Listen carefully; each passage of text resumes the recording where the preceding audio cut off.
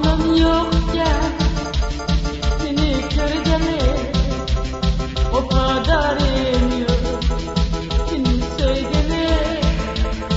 Anam yokken seni görgeli o kadar emiyorum seni sevgili. Yürek bağrımı örtüdü azap.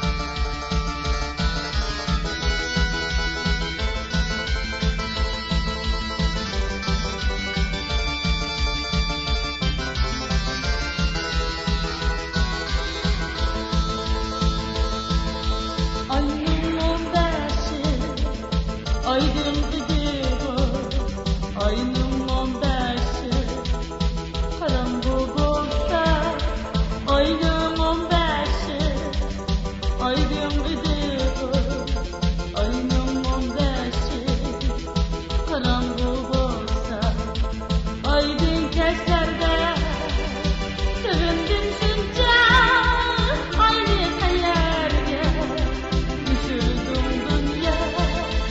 Aydın seslerle sevindim şunca aynı hayalde düşürdüm dünya.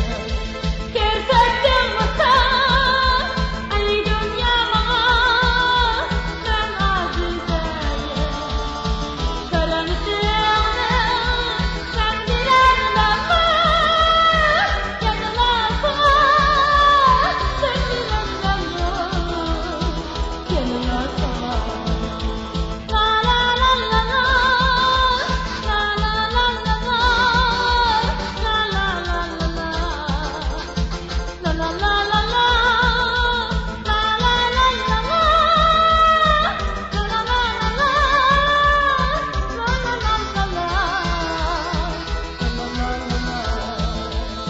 söndüren lamba.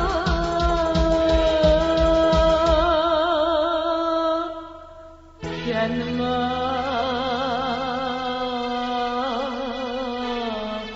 sana